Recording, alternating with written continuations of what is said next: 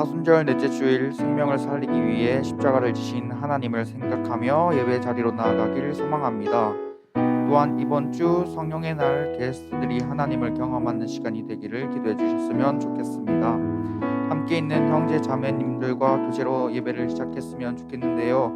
다 함께 일어나셔서 앞뒤 좌우에 있는 형제 자매님들과 십자가의 길을 따라갑시다 라고 인사했으면 좋겠습니다. 십자가의 길을 따라갑시다. 십자가의 길을 따라갑시다. 십자가의 길을 따라갑시다. 2022년 3월 넷째 주 우리를 부르시는 하나님께 라이트 청년교회 예배를 올려드립니다. 우리에게 있는 대제사장은 우리의 연약함을 동정하실 리가 아니요 모든 일에 우리와 똑같이 시험을 받으시니로되 죄는 없으시니라. 그러므로 우리가 긍휼하심을 받고 때를 따라 돕는 은혜를 얻기 위하여 은혜 보좌 앞에 담대히 나아갈 것이니라. 아멘. 고백의 기도 시간입니다. 지난 한 주간의 우리의 삶을 돌아보며 하나님 앞에서 삶 속의 죄와 허물을 고백하겠습니다.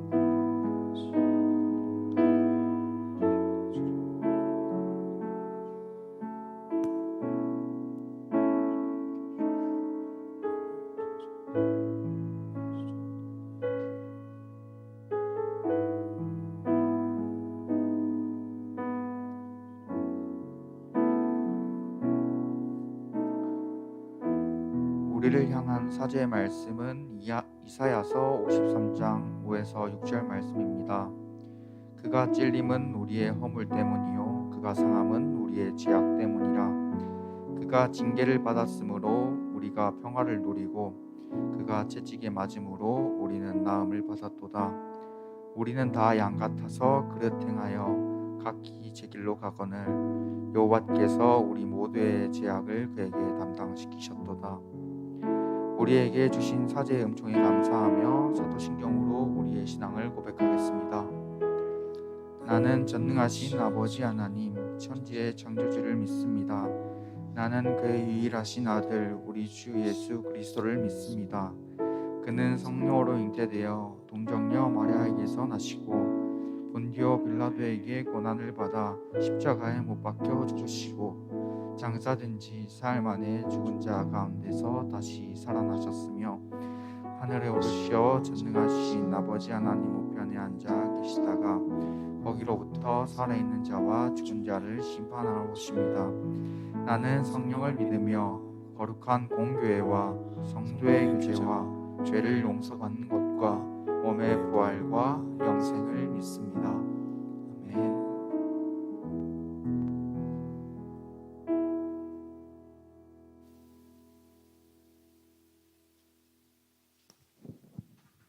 할렐루야. 오늘도 우리 라이트 청년교회 예배 오신 모든 여러분들을 진심으로 환영하고 축복합니다. 우리 다 함께 이 시간 찬양하며 고백할 때 주님, 내가 정말 어떤 상황 가운데서도 내가 서 있는 지금 이 자리에서 주님 한 분만 예배하겠습니다 라고 함께 고백하며 나아가시겠습니다.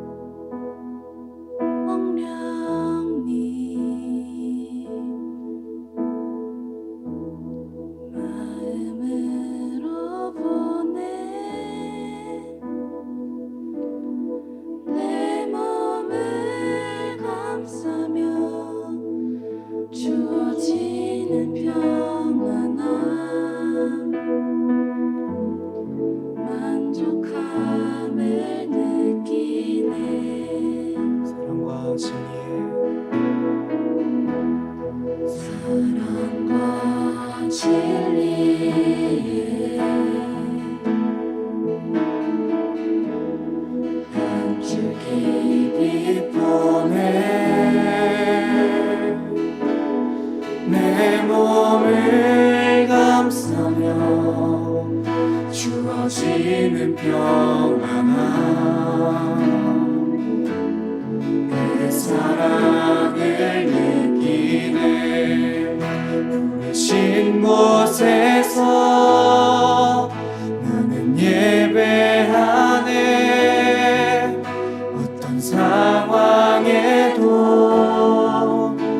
나는 예배하네.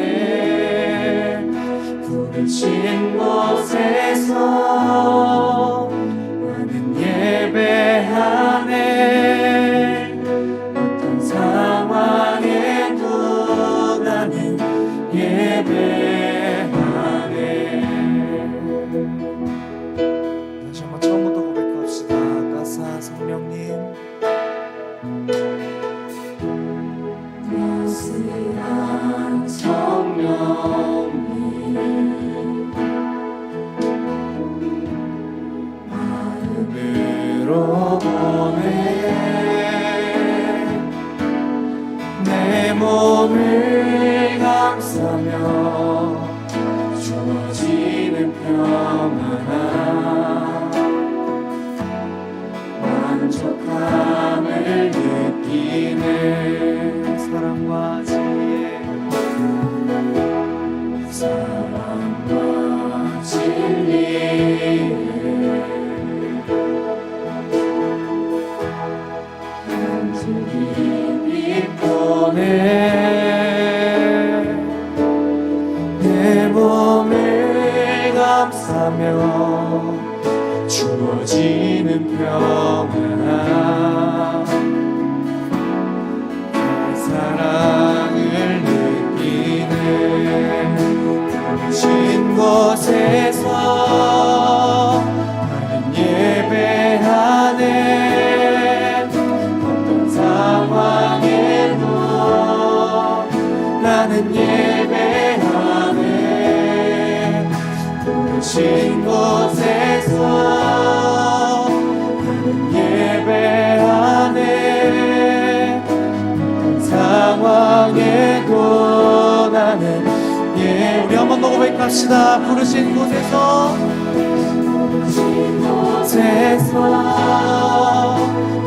예배하네.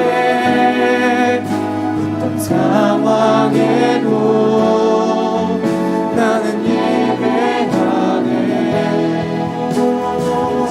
곳에서 나는 예배하네. 어떤 상황에도 나는 예배하네. 내가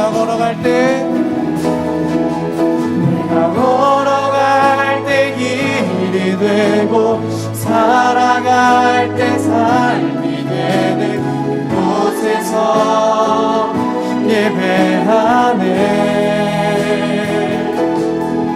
내가 걸어갈 때 길이 되고 살아갈 때 삶이 되는 곳에서 예배하네. 한 번 더 내가 걸어갈 때 내가 걸어갈 때 길이 되고 살아갈 때 삶이 되는 곳에서 예배하네.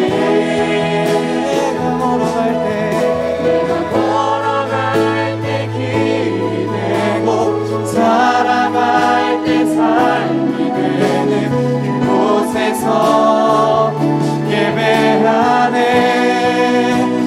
진 곳에서 나는 예배하네. 어떤 상황에도 나는 예배하네. 부르신 곳에서 나는 예배하네. 어떤 상황에도 나는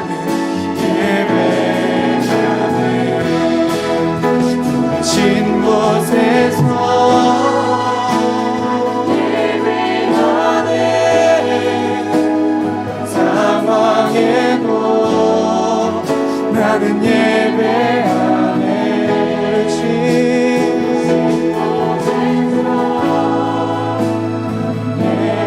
예배하네. 어떤 상황에도 나는 어떤 상황에도 나는 예배. 어떤 상황에도 나는 예배.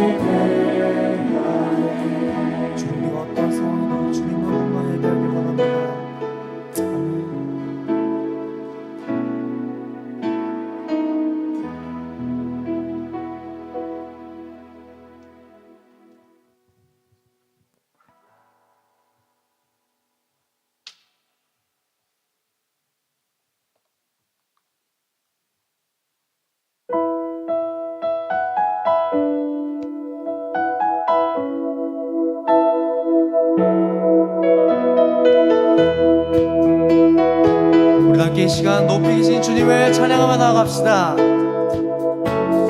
높이 계신 주께 영광을 돌리리. 영원하신 기억 또 만유의 주께 높고 높은 위엄 말로 다 못해도 내 삶으로 드리고 싶어. 높이 계신 주께 영광을 돌리리. 비교할 수 없는 지혜와 그 사랑 높고 높은 위엄 말로 다 못해도 내 삶으로 드리고 싶어. 높고 놀라운 주 이름 내 영이 주를 찬송하며 기뻐. 뛰겠네. 높고 놀라운 주 이름 내 영이 주를 찬송하며 기뻐. 노래해. 다시 한번 고백합시다. 높이 계신 주께 영광을 돌리리. 나 영원하신 기억 또 만유의 주께 높고 높은 위엄 말로 다 못해도 내 삶으로 드리고 싶어. 왜 높이 계신 주께 영광을 돌리리. 비교할 수 없는 지혜와 그 사랑 높고 높은 위엄 말로 다 못해도 내 삶으로 드리고 싶어. 아멘. 높고 놀라운 주 이름 내 영이 주를 찬송하며 기뻐. 뛰겠네. 높고 놀라운 주 이름 내 영이 주를 찬송하며 기뻐. 높고 놀라운 높고 놀라운 주 이름 내 영이 주를 찬송하며 기뻐. 뛰겠네. 높고 놀라운 주 이름 내 영이 주를 찬송하며 기뻐. 노래해. 원할 수 없는 그 놀라운 사랑 은혜와 진리로 새롭게 하신 십자가의 보혈 그 놀라운 은혜.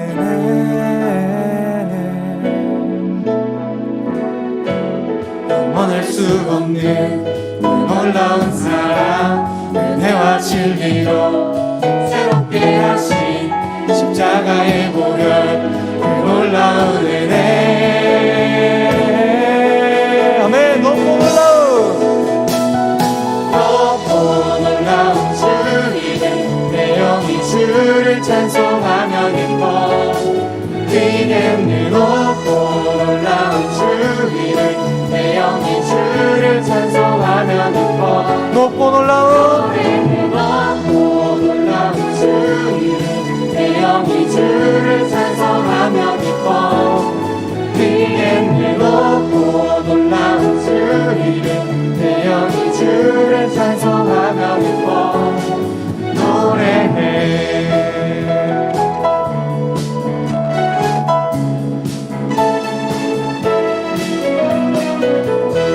네, 우리가 높이 계신 주님을 찬양합니다.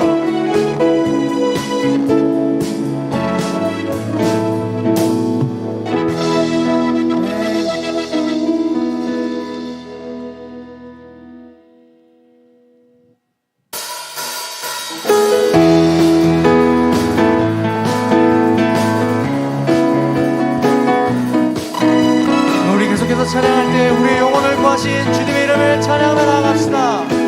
내 영혼 구하시고 내 영혼 구하시고 보혈로 덮으셨네. 난 믿네. 난 믿네. 아멘. 내 수치 받으시고 아픔을 고치셨네. 난 믿네. 난 믿네. 난 깃발 들리 난 깃발 들리 무덤을 이기신 주 나의 구세주 살아계시네.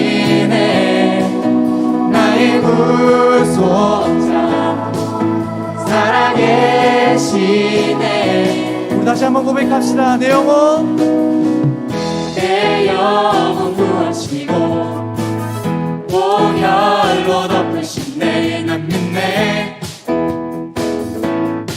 난 믿네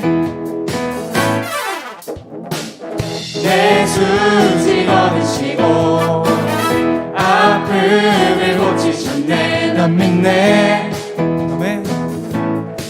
난 믿네 난 깃발 들리 난 깃발 들리 무덤을 이기신 아멘. 나의 구세주 살아계시네 나의 구속자 살아계시네 나의 구세주 나의 구세주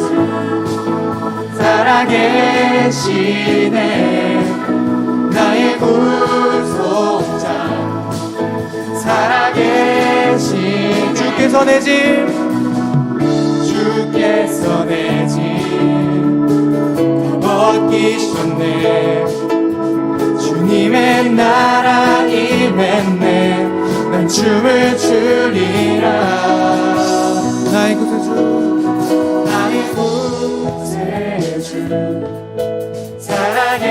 살아계시네 나의 구속자 살아계시네 아멘. 나의 구세주 나의 구세주 살아계시네 나의 구속자 살아계시네 나의 구세주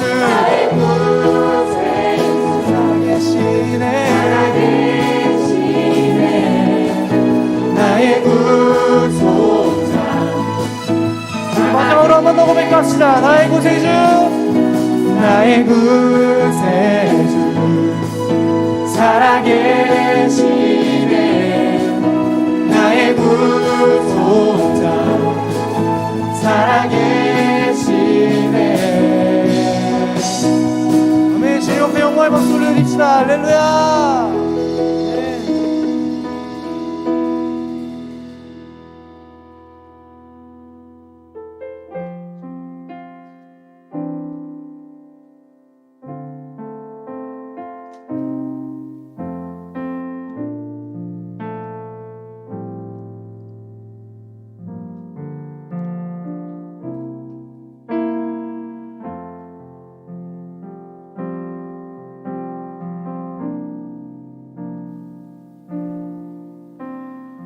아버지 사랑 내가 노래해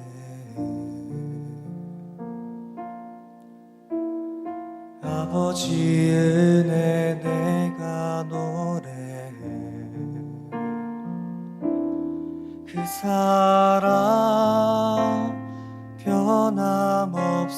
변함없으신 거짓 없으신 성실하신 그 사랑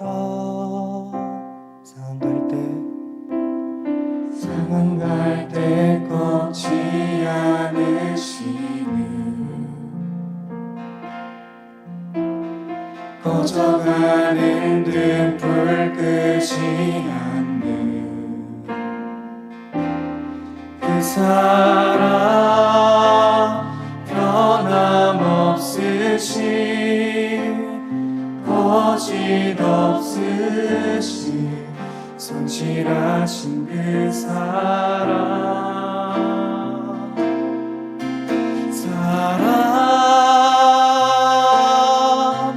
그 사랑 날 위해 죽으신 날 위해 다시 사신 예수 그리스도 다시 오실 그 사랑 죽음도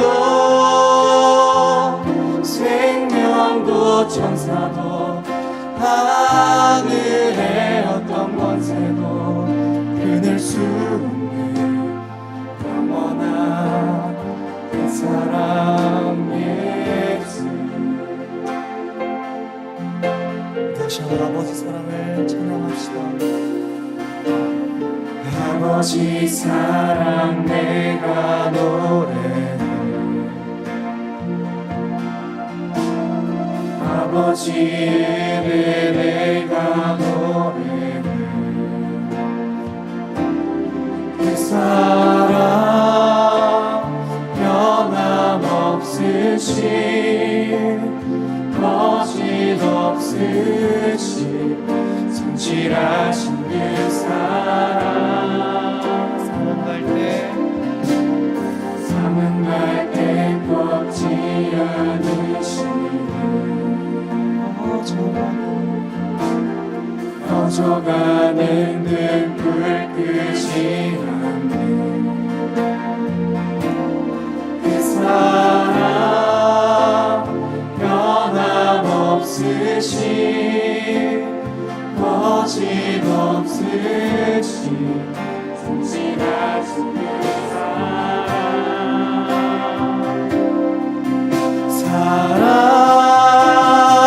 사랑 그 사랑 날 위해 죽으신 날 위해 다시 사신 예수 그리스도 다시 오실 그 사랑 죽음도 생명도 천사도 하늘의 어떤 권세도 끊을 수 없는 영원한 그 사랑 우리 한번 더 고백합시다 그 사랑 날 위해 죽으신 날 위해 다시 사신 예수 그리스도 다시 오실 그 사랑 죽음도 생명도 천사도 하늘의 어떤 권세도 끊을 수 없는 우리 다시 한번 우리의 손을 높이 들고 고백합시다 그 사랑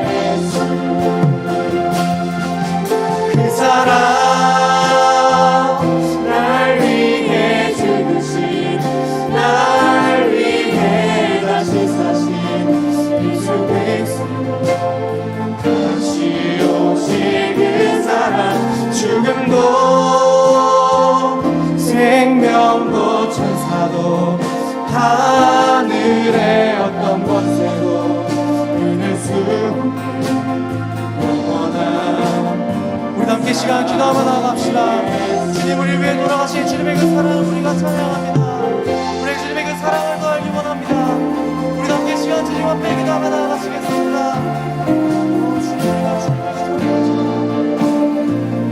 어떠한 세상의 모든 것들을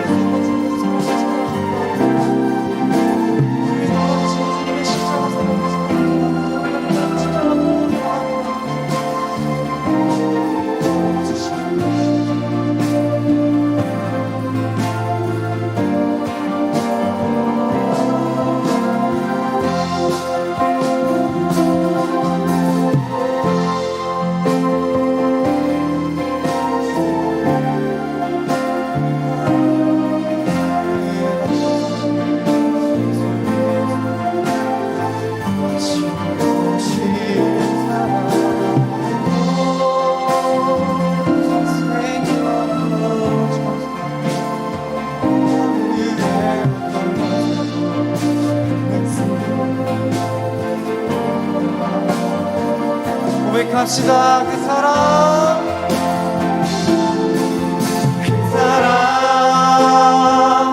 날 위해 죽으신 날 위해 다시 사신 예수 그리스도 다시 오실 그 사랑 죽음도 생명도 천사도 하늘의 어떤 권세도 끊을 수 없는 영원한 그 사랑 예수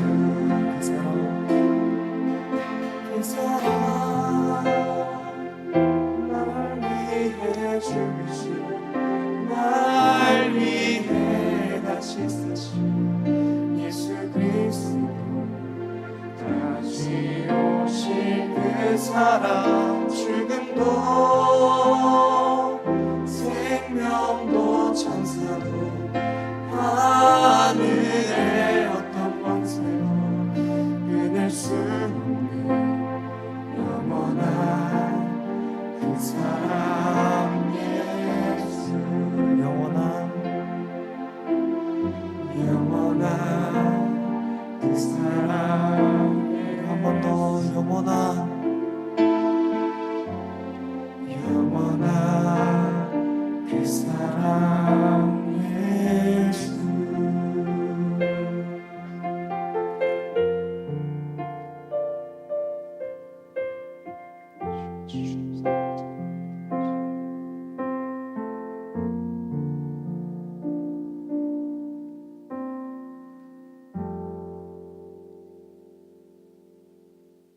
우리 준비한 예물 이 시간 주님 앞에 올려드리겠습니다. 내게 있는 향유로다 주께 가져와 그날 위에 입맞추고 드립니다.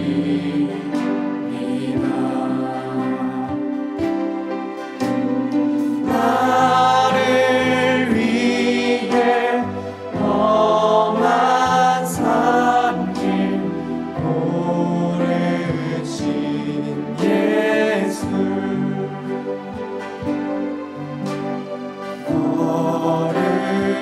걸음마다 그 신사랑 새겨놓았네.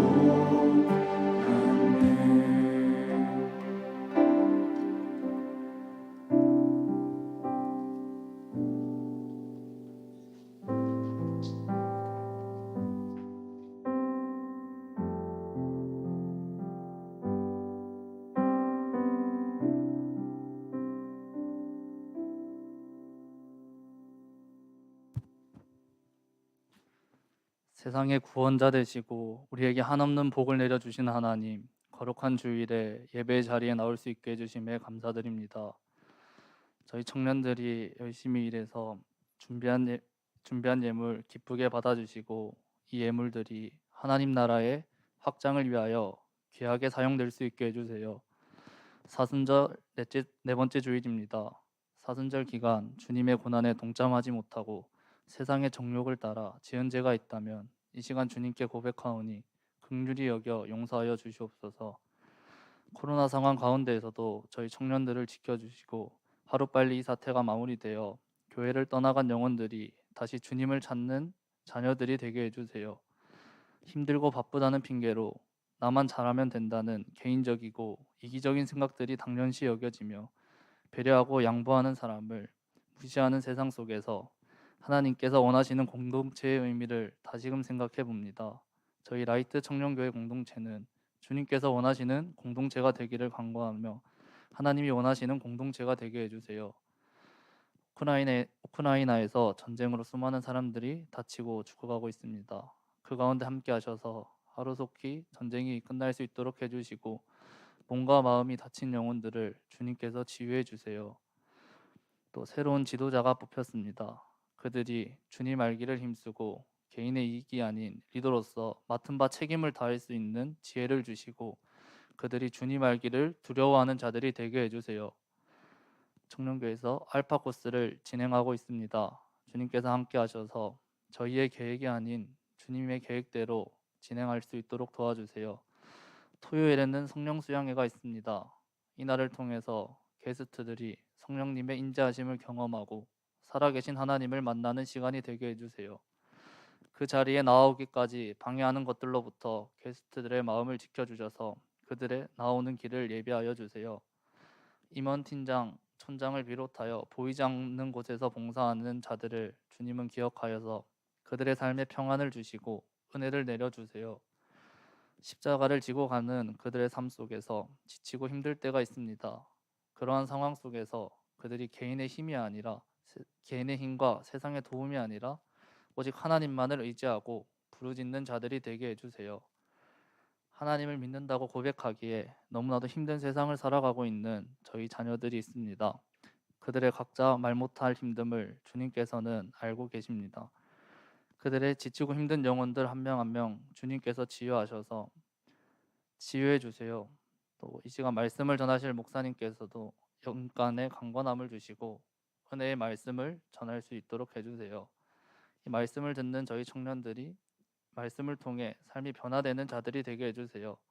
상황이 여의치 않아서 온라인으로 드리는 청년들과 오프라인으로 나온 청년들 모두에게 동일한 은혜를 내려주세요. 감사를 드리며 이 모든 말씀 구원자 되신 예수님의 이름으로 기도드립니다.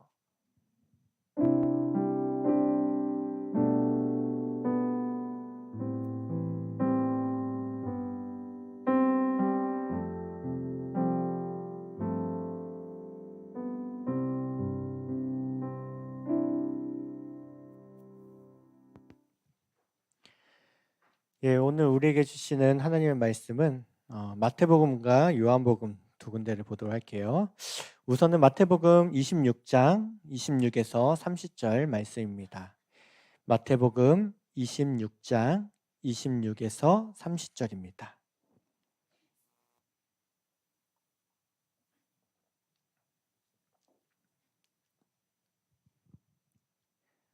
예, 다 찾으셨죠? 우리 다 함께 봉독하겠습니다. 그들이 먹을 때 예수께서 떡을 가지사 축사하시고 떼어 제자들에게 주시며 이르시되 받아서 먹으라 이것은 내 몸이니라 하시고 또 잔을 가지사 감사기도 하시고 그들에게 주시며 이르시되 너희가 다 이것을 마시라 이것은 제 사함을 얻게 하려고 많은 사람을 위하여 흘리는 바 나의 피 곧 언약의 피니라.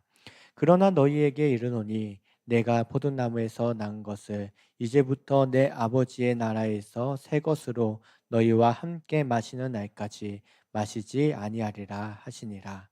이에 그들이 찬미하고 갈람산으로 나아가니라. 우리 다음 구절로 요한복음 13장 12에서 15절 말씀을 보도록 하겠습니다. 요한복음 13장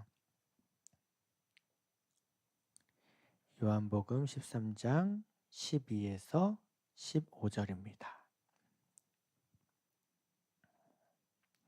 예, 다 찾으셨죠? 다 같이 봉독하겠습니다.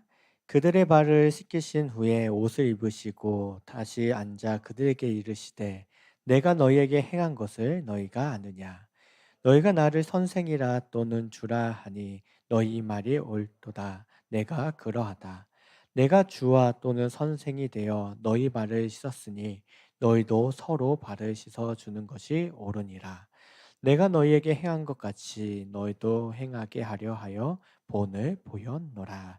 아멘. 예, 방금 읽은 그 마태복음 말씀은 많이 들어본 말씀이죠. 그렇죠? 우리가 흔히 성찬식을 할 때 이렇게 자주 인용하고 봉독하는 말씀 중에 하나입니다.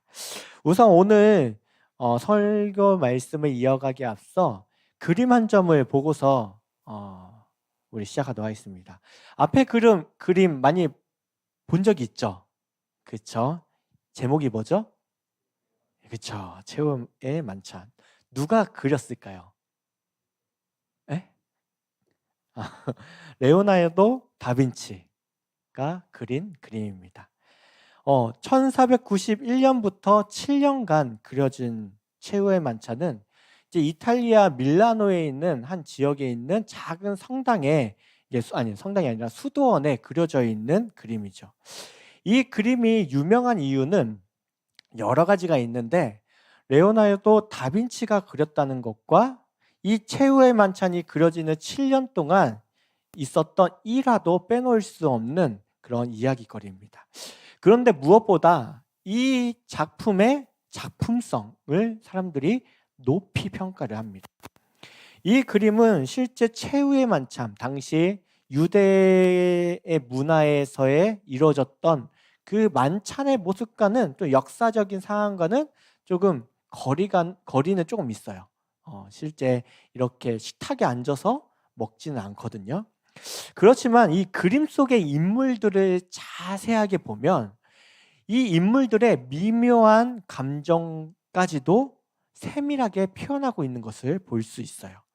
당시의 갈등과 긴박함, 불안함 등의 여러 가지 감정이 충분히 그것들을 느낄 수 있을 만큼 세밀하게 그것을 그려 넣어서 이 작품성이 크게 평가를 받습니다. 오늘의 본문은 바로 예수님께서 제자들에게 베푸신 최후의 만찬을 배경으로 하고 있습니다. 레오나르도 다빈치가 그린 이 최후의 만찬처럼 당시 사항은 매우 갈등이 고조되어 있고 긴박하고 불안한 상황 가운데 그런 감정들이 미묘하게 막 뒤섞이고 있는 상황 속에서 엄중하게 이 만찬이 진행이 되었어요. 사순절 첫 번째 주일에 나눈 말씀이 기억이 나나요? 가론 유다는 은밀하게 예수님을 팔아 넘길, 그 배신할 준비를 하고 있었습니다. 그리고 사순절 두 번째 주일에 나눴던 이야기는 무엇이었죠? 예수님께서 예루살렘에 입성하셨을 때 많은 예루살렘에 있던 사람들이 예수님에 대한 그 메시아성을 오해한 나머지 그냥 호산나 다윗의 자손이여 라고 이렇게 크게 외쳤던 그 모습을 우리 함께 나눴어요. 이뿐만 아니라 예수님께서 성전에 들어가시고 나서 그곳에서 장사하는 이 장사꾼들을 모두 내쫓으시고서 병들고 연약한 자들을 위한 그 장소를, 예배 장소를 회복하실 때 어린아이들이 찬양하는 그 찬양을 받으시고, 그렇지만 대제사장들과 서기관은 어떻게 했다고 했었죠? 분노했다고 했습니다.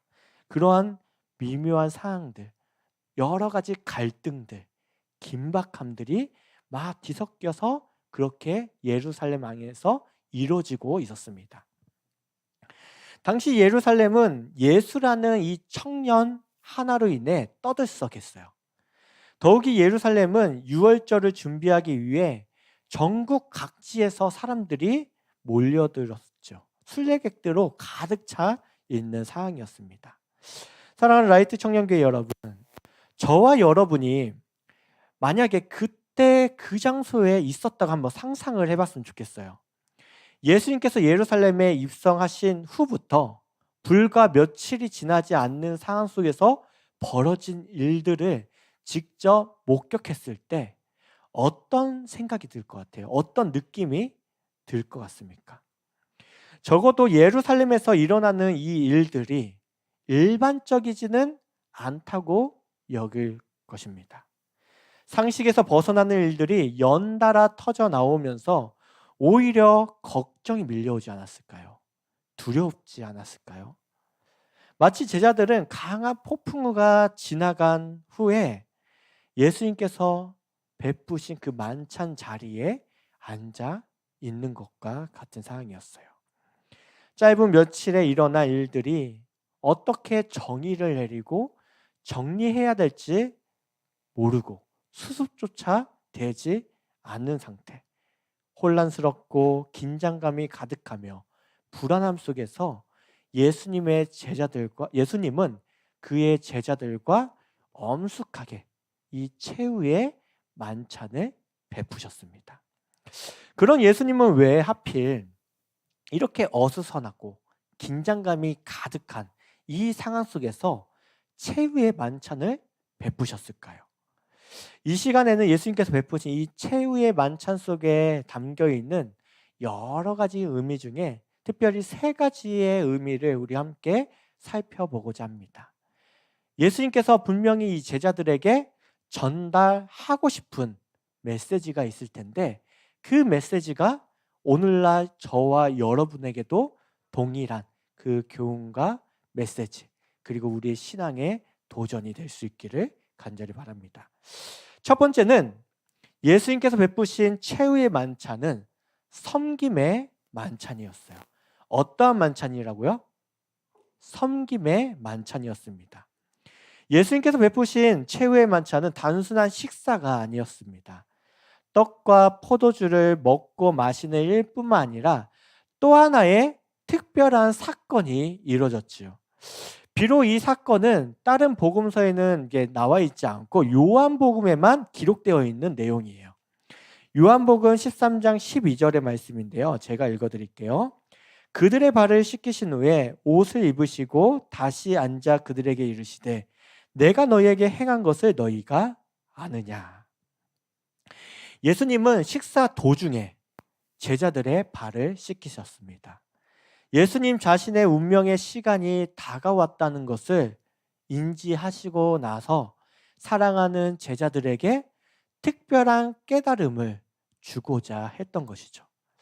제자들에게 자신의 깊은 사랑을 보여주기 위해, 그리고 주권자의 권위가 무엇인지를, 참 의미가 무엇인지를 알려주기 위해, 왜 자기 생명을 버리면서까지 하나님의 뜻에 순종하여야 했는지를 그들이 이해할 수 있도록 상징적인 행위를 통해 예수님은 그들에게 보여주시고자 했던 것이에요.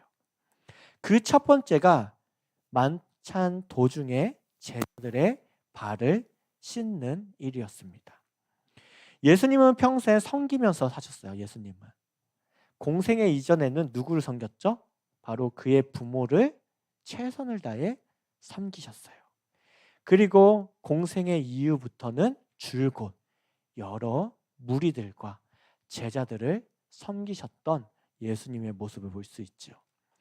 어떤 이들은 이 마지막 만찬, 이 최후의 만찬이 이루어질 그 당시에 예수님의 뭔가 위대한 계시, 어떠한 특별한 사건이 생겨나기를 바랐을 수도 있습니다.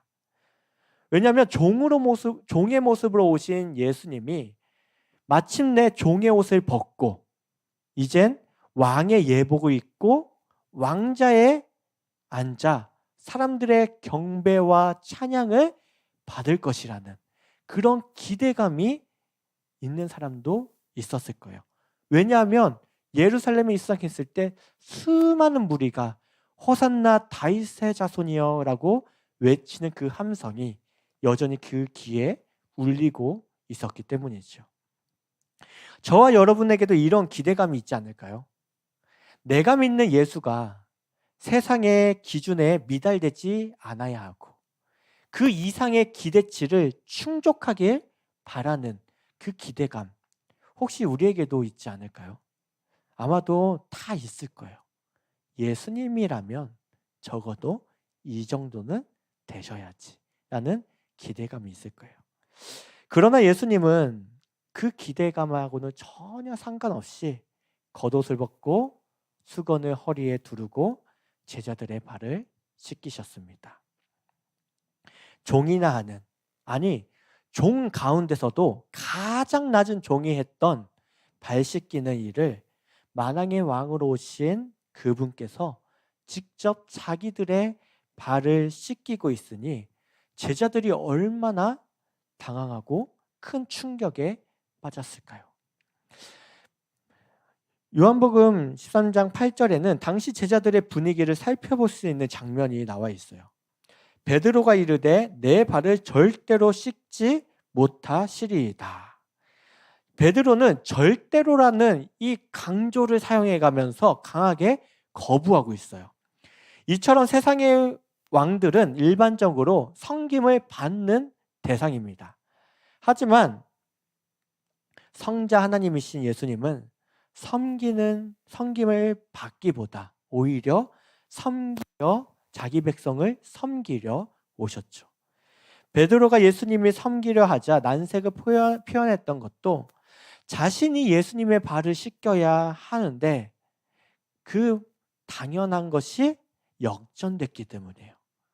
절대로 씻지 말아야 할 그분이 자기의 발을 씻고 있으니 베드로가 얼마나 당황스럽고 너무나도 이 상황이 어색하지 않았을까요? 그렇기 때문에 강하게 부정했던 것입니다. 제자들의 발을 씻기신 예수님의 행동은 당시 시대적으로 보아도 아주 놀라운 것이었습니다. 그러나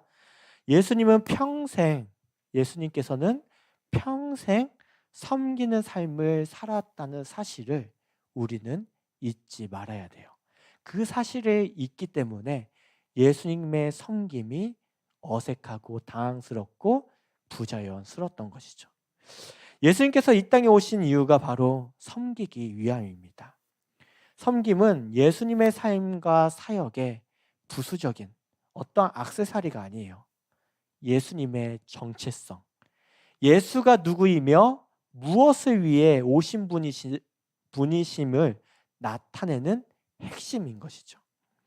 마가복음 10장에는 더 심오한 말씀으로 예수님 자신의 정체성을 이렇게 소개하고 있습니다. 마가복음 10장 42에서 45절을 제가 읽어드리도록 하겠습니다. 예수께서 불러다가 이르시되 이방인의 집권자들이 그들을 임의로 주관하고 그 고관들이 그들에게 권세를 부린 줄을 너희가 알거니와 너희 중에는 그렇지 않을지니 너희 중에 누구든지 크고자 하는 자는 너희를 섬기는 자가 되고 너희 중에 누구든지 으뜸이 되고자 하는 자는 모든 사람의 종이 되어야 하리라. 인자가 온 것은 섬김을 받으려 함이 아니라 도리어 섬기려 하고 자기 목숨을 많은 사람의 대속물로 주려 함이니라.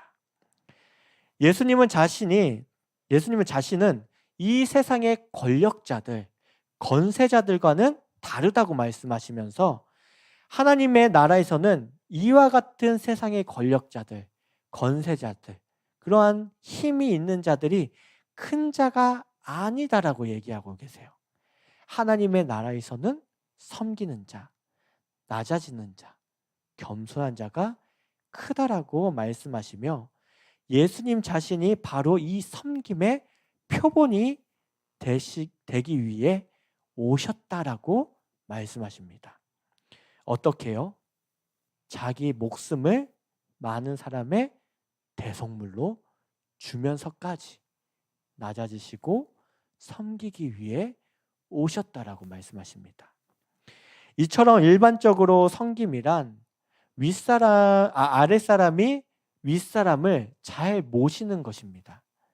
일반적으로 섬김이란, 세상에서 말하는 섬김이란 귀한 사람을 잘 영접하는 것을 말해요. 종이 주인에게 충성되고 의무를 다하는 것을 섬김으로 여기죠. 이런 점에서 저와 여러분은 섬김에 대한 정의를 예수의 관점으로 다시 새롭게 정의를 내려야 할 필요가 있어요. 예수의 관점으로 섬김의 새로운 정의를 내려야 하는 것이죠. 세상이 말하는 섬김을 가지고 우리가 신앙생활을 계속한다면 우리는 금방 지치고 실망하고 공허함에 빠질 수밖에 없을 거예요. 왜냐하면 세상에서 말하는 섬김에는 반드시 대가를 요구하기 때문이죠. 그러나 예수님이 보이신 섬김은 자신이 가진 그 특권을 모두 내려놓고 다른 사람에게 마음을 기울이는 데서, 그에게 관심을 보이는 데서, 그에 대한 사랑에서 시작이 되었습니다. 예수님의 섬김은 인색하거나 이기적이지도 않습니다. 오히려 사심 없이 희생적이죠. 예수님은 자기의 백성을 필요를 보시고 그것에 적극적으로 스스로 그거에 대해서 응답하시는 섬김이었습니다. 사랑하는 라이트 청년교회 여러분, 예수님은 이 같은 섬김을 지금 저와 여러분에게도 요구하고 계십니다. 우리 14, 15절을 다시 보도록 할게요. 요한복음 13장 14, 15절입니다. 내가 주와 또는 선생이 되어 너희의 발을 씻었으니 너희도 서로 발을 씻어주는 것이 옳으니라. 내가 너희에게 행한 것 같이 너희도 행하게 하여 본을 보였노라. 예수님은 그저 말만 하시는 분이 아니시죠. 직접 몸소 행하셔서 보이시고 이렇게 하라고 본을 보여주시는 분이십니다. 먼저 섬김의 본을 보이신 예수를 믿고 따르는 저와 여러분은 어떤 섬김의 삶을 살아가야 할까요? 특별히 우리가 이제 사순절 기간을 우리가 보내고 있는데요. 어느덧 절반 이상을 우리가 보냈습니다. 우리의 삶의 자리를 돌아볼 수 있기를 바라요.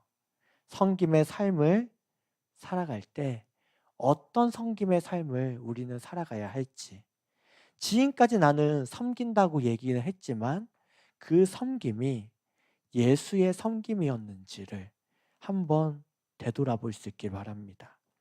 그리하여 예수님께서 직접 본을 보이신 그 섬김의 삶을 저와 여러분 모두가 살아갈 수 있기를 바랍니다.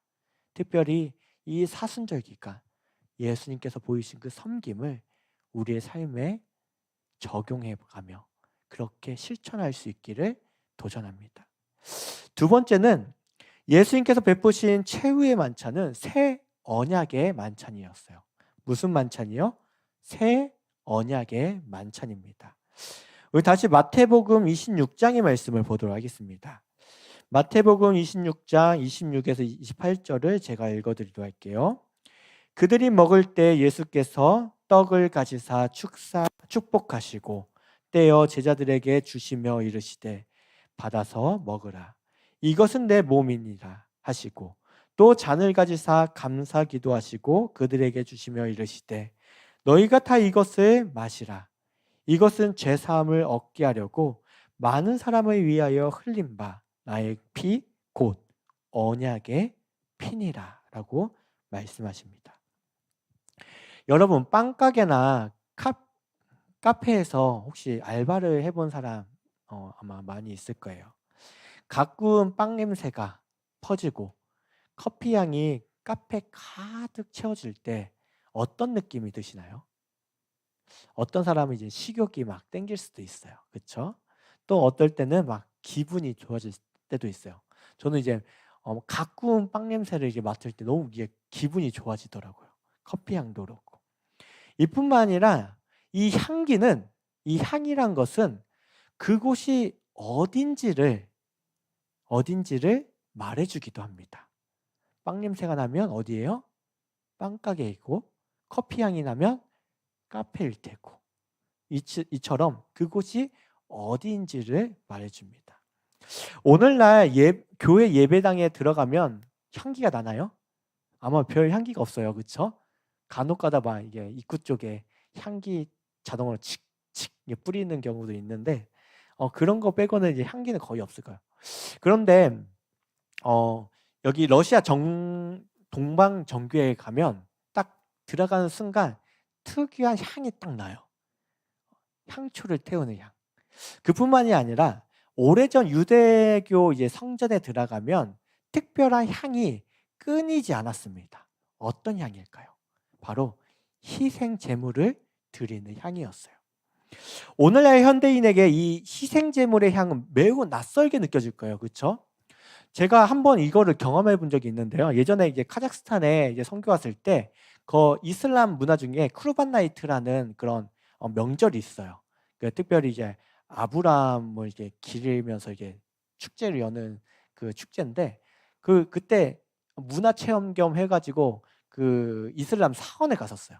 그런데 그곳에서 실제로 양을 이게 옛날 방식으로 양을 잡고 태우고 하는 게 있었거든요. 그때 딱 느꼈던 게 어떤 건지 아세요? 피비린내였어요. 양의 그 가축의 냄새들. 당시 유대교 안에 이 성전 안에 가득 채웠던 향이 이와 같은 향이었어요. 양을 잡고 소를 잡고 남아 흐르는 그 피의 피비린내. 때로는 이 제물을 태워서 드리고 가득 채워지는 이 불쾌한 연기 냄새. 아마 그렇게 현대인들은 그 희생 제물의 향을 느낄 거예요. 하지만 당시의 유대인들은 이 성전의 희생 제물의 향이 매우 친숙한 것이었어요. 이 향은 하나님의 임재를 느끼게 하는 향기였죠. 자기의 죄가 용서함을 받았다는 그 은혜를 느끼게 해주는 향기였어요. 이처럼 하나님은 수천 년 동안 자기 백성에게 바로 이 희생 제물을 요구하셨습니다. 왜냐하면 이러한 보여주는 거, 양을 잡고 여기서 나는 향기들, 그리고 눈에 보는 것들, 그것을 통해 무엇을 느끼게 하려고요? 너의 죄가 사해졌다, 용서받았다 라는 것을 경험하고 그 하나님의 용서와 긍휼함, 사랑과 은혜를 깊이 경험할 수 있게 하려고 희생제물을 요구하셨던 것이죠. 아담부터 노아, 그리고 아브라함, 다윗에 이르기까지 하나님의 백성은 이 희생제물을 끊임없이 드려왔습니다. 하지만 이러한 희생 제사는 일회적인 것에 불과했어요. 죄를 지으면 다시 희생 제물을 잡아서 드려야 하는 그런 것들의 악순환이 계속 반복이 되었죠. 이뿐만 아니라 인간은 이 희생 제물을 요구하셨던 그 하나님의 사랑과 그 마음을 외면한 채 그저 종교적인 행위만 남은 희생 제사를 드렸습니다. 죄에 대해서 진정한 회개, 돌이킴보다는 이 죄로 인해서 생겨난 이 죄책감, 이것을 그냥 덜어버리는 수단 정도로만 불과한, 그거에 불과한 종교 행위로 변질돼 갔죠. 이에 대해서 호세아서에서는 종교 행위만 남은 이 빈 껍데기뿐인 희생 제물에 대해요, 하나님의 경고하심이 나와 있어요. 호세아 8장 13절에 하나님께서 이렇게 말씀하세요. 그들이 내게 고기를 제물로 드리고 먹을지라도 여호와는 그것을 기뻐하지 아니하시고 이제 그들의 죄악을 기억하여 그 죄를 벌하리니 그들은 애굽으로 다시 가리라. 하나님은 더 이상 희생제물을 기뻐하지 않겠다라고 말씀하십니다. 오히려 그들 가운데 쌓여가는 이 죄악들을 기억하고 심판할 거다라고, 벌할 거라고 경고하고 계세요. 그 이유가 무엇일까요? 그 다음 절에서 이어지는 말씀이에요. 이스라엘은 자기를 지으신 일을 잊어버렸다 라고 얘기하고 있어요. 하나님을 잊어버린 희생 제물, 아무런 의미가 없는 것이죠. 어떻게 보면 오늘날 예배도 똑같아요. 하나님을 잊어버린 예배, 아무런 의미가 없는 거예요.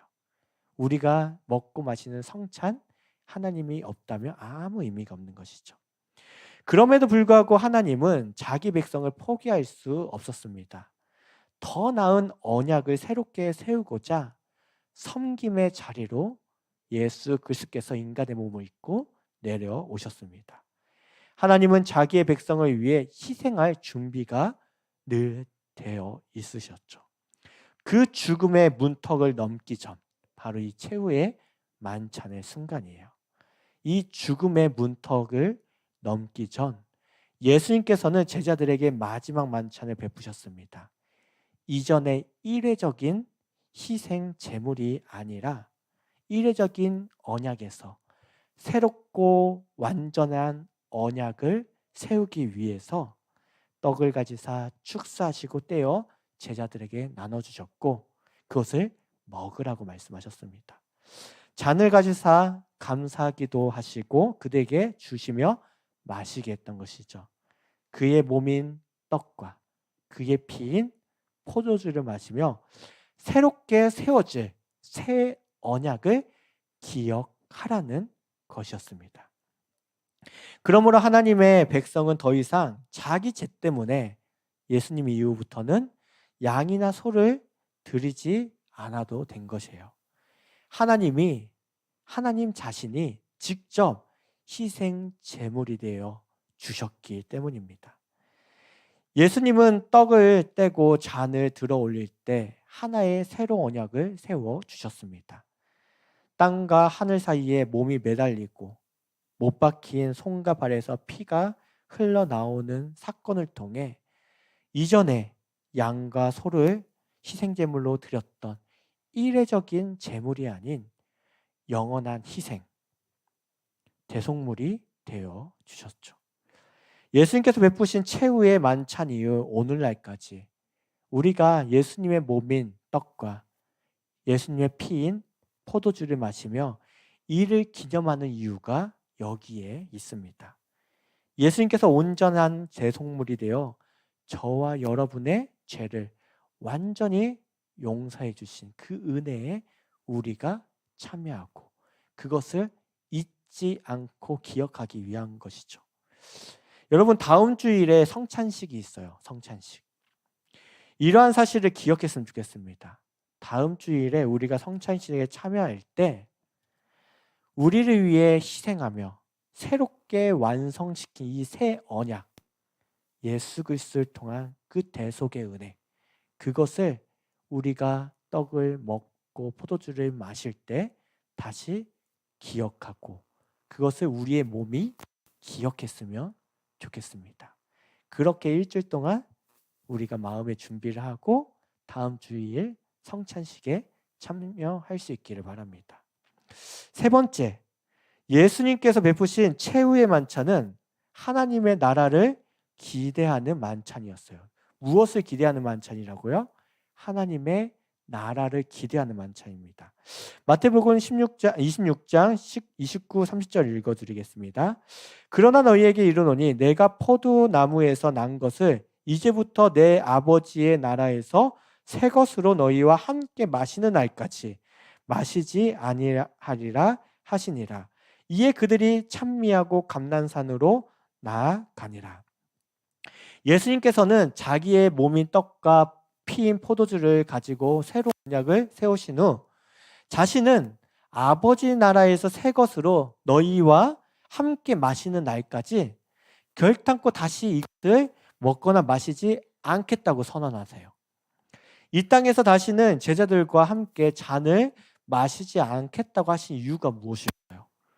이는 많은 사람들의 죄사함을 위해 십자가에 반드시 죽게 될 것이라는 사실을 제자들에게 재차 강조하고 있는 거예요. 죽기 때문에 이 땅에서의 만찬이 끝이 났다는 것이죠. 그러나 예수님의 죽음 이후 제자들과의 만찬은 완전히 끝난 것은 아니었어요. 이 땅에서의 만찬은 끝은 나지만 마지막이지만 장차 하나님의 나라가 이루어지면 새롭게 준비된 완전한 그 만찬, 영광의 만찬을 즐길 거라고, 제자들과 함께 즐길 거라고 그 소망의 말씀, 약속의 말씀을 전하고 계신 것이죠. 이스라엘은 수천 년간 하나님의 나라를 기대하면서 살아왔던 민족입니다. 예수님은 그 나라가 오는 것에 대해 말씀하시고 사랑하는 제자들이 그 기쁨에 참여하게 될 것이라는 소망과 그 영원한 약속을 주셨던 것이죠. 장차 임할 하나님의 나라의 말씀은 그렇기 때문에 희망과 즐거움, 성취의 말씀이며 그리스도인들이 간절히 열망해야 할 하나님의 나라이기도 합니다. 또한 우리가 성찬식에 참여할 때 기억해야 할 사실이 또 한 가지 있는 거예요. 예수님께서 제자들에게 약속하신 바로 하나님 나라의 새로운 만찬에 대한 기대감이죠. 우리가 성찬식을 하는 이유는 하나님의 나라의 새로운 만찬을 이 땅에서는 먹어볼 수 없지만 이 하늘나라에서 먹게 될 그 만찬을 이 땅에서 미리 맛보고 예시로 체험하는 사건인 거예요. 아직은 눈에 보이지 않고 아직은 손에 잡히지 않는 하나님의 나라의 만찬의 약속, 이 땅에서의 성찬을 통해 아직 보이지 않는 약속을 눈에 보이고 손에 잡히는 약속으로 확증하는 사건이 바로 성찬식이라는 것이죠. 매번 성찬식 때마다 이를 우리가 기억해야 됩니다. 이 만찬이 또한 어디서 이루어진다고요?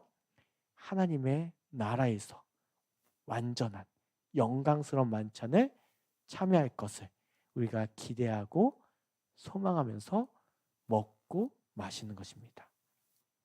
말씀을 마무리하도록 할게요. 성경에서 우리가 발견하는 가장 위대한 명령 가운데 자주 하시는 말씀이 있어요. 하나님이 기억하라, 기념하라 라는 말씀이죠.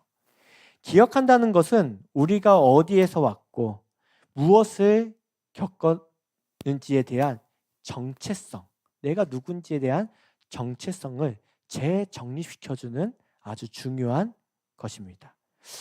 기억한다는 것은 과거를 들여다보면서 정체성을 굳건히 할 뿐만 아니라 또한 미래를 향한 그 사명을 강화시켜주죠. 이스라엘 백성은 유월절 이 식사들을 통해 그들을 섬기고 구속하시고 인도하신 하나님을 계속 기억해 왔어요. 마찬가지로 그리스도인들은 주의 만찬, 성찬식에 참여하여 주님이 베푸신 성찬에 하나님의 계획과 자기 백성을 위해 목숨을 희생하신 그 섬기신 예수 그리스도를 기억하는 사건인 것입니다. 그리고 승천하여 하늘에 계신 그리스도께서 이 성찬에 떡과 포도주에 영적으로 임재하고 계신다는 사실을 우리는 믿음으로 고백하는 것이죠. 그러므로 성찬에 참여하여 그리스도를 기억하는 자들은 또한 그리스도의 죽으심과 부활에도 또한 참여하게 되는 것입니다. 이에 우리를 향한 예수님의 겸손과 섬김과 우리의 유익을 위한 그분의 새로운 새 언약을 우리가 이 성찬을 통해서 기억하는 것이죠. 그리고 이것을 기억해야 할 때만이 예수의 이름으로 다른 사람들을 우리가 겸손히 섬기며 살아갈 수 있는 믿음의 힘이 생길 수 있게 되는 거예요. 우리 모두가 그러한 믿음과 그러한 약속을 붙들면서 성찬에 참여하고 매 성찬에 참여하고 또한 예수의 그 겸손한 섬김의 삶을 우리도 동일하게 살아갈 수 있기를 간절히 소망합니다. 이 시간 우리 찬양하면서 기도의 자리로 나아가도록 하겠습니다.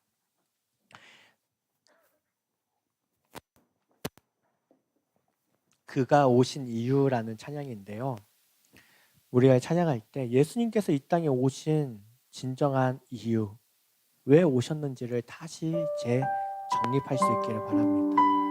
그리고 우리에게 베풀어 주신 그 성찬들이 왜 그냥 무의미하게 종교적인 어떤 그런 행위가 아니라 우리의 믿음의 고백이고 우리의 믿음의 약속을 더 든든히 하기도 하고 또한 우리의 믿음의 삶에 또한 도전을 주는 그런 하나의 믿음의 행위란 것을 기억하면서 우리가 찬양했으면 좋겠어요.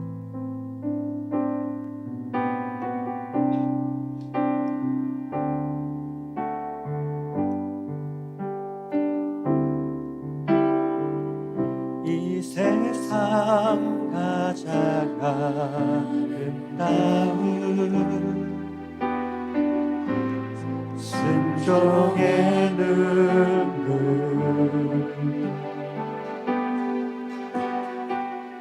온 세상 다시 빛나게 한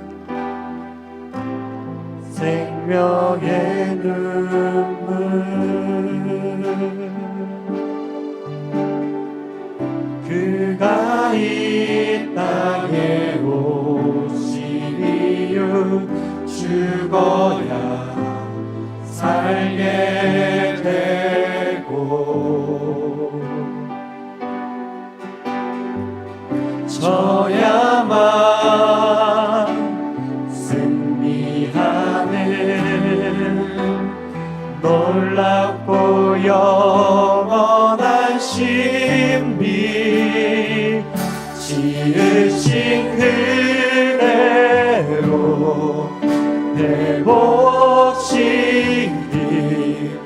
우리의 창조주 그리스도 십자가의 길로 아버지 뜻 이루셨네 그가 이 땅에 오신 이유 이제 우리에게 맡겨진 그 소망 그 사랑 그 생명 아름답고 눈부신 십자가의 길 우리 우리가 이 땅에 살아가 이유 지으신 그대로 지으신 은혜로 내 몫이니 우리의 창조주 그리스도 십자가의 길로 아버지 뜻 이루셨네 그가 이 땅에 오신 이유 이제 우리에게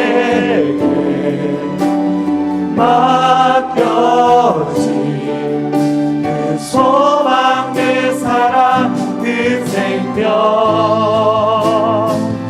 아름답고 눈부신 십자가의 길 우리가 이 땅에 살아가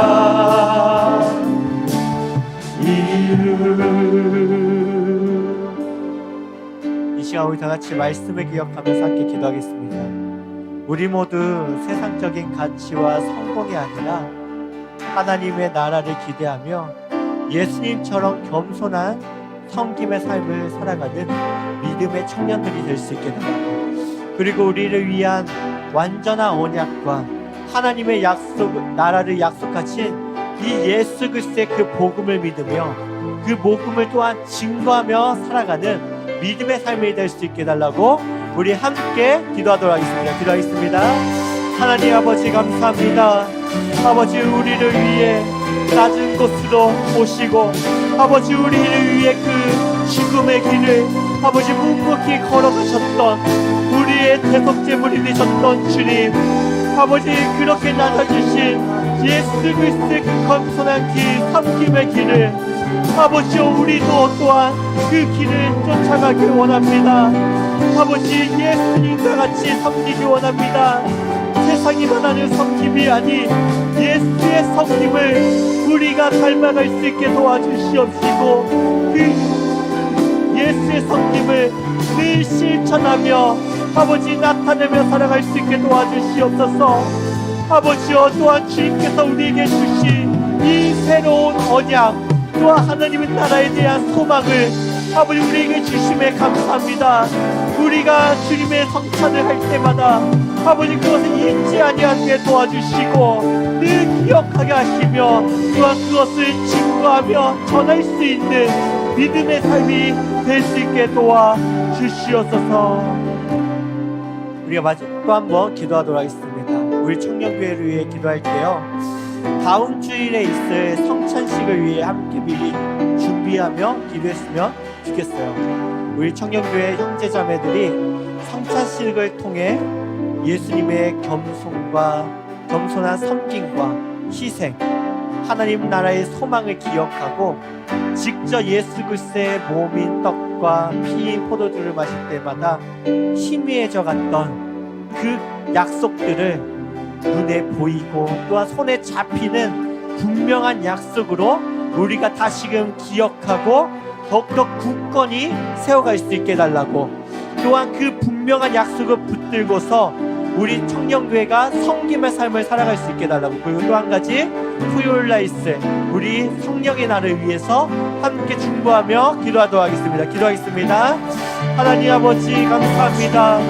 우리를 위해 찔르시고 흘리신 예수 그리스도의 그 살과 피를 우리가 먹고 마시는 성찬을 우리가 다음 주일날 우리가 진행하게 됩니다.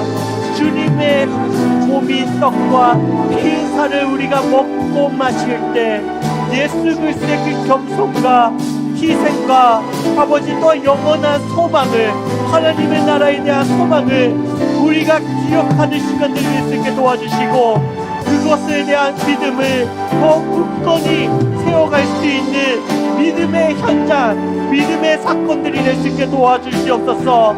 또한 그 믿음을 가지고 그 기억을 가지고 예수 그리스도의 그 길을 따라 늘 섬김의 삶을 겸손한 길을 살아가는 우리 모든 라이트 청년교회에 세워드릴 수 있게 도와주시고, 또한 이번에 있을 성령의 날 가운데 함께하는 우리와 게스트 모두에게 성령의 역사심과 성령의 놀라우심과 하느님의 살아계심이 증거되고 보여줄 수 있게 도와주시옵소서. 우리 마지막으로 축복 대상자의 이름을, 세 명의 이름을 부르며 축복 기도를 드리도록 하겠습니다. 기도하겠습니다. 지은이와 축복하오니 그의 가정과 일터와 학업 위에 복을 내려 주옵소서. 리은을 축복하오니 그의 가정과 일터와 학업 위에 복을 내려 주옵소서. 서준이 축복하오니 그의 가정과 일터와 학업 위에 복을 내려 주옵소서.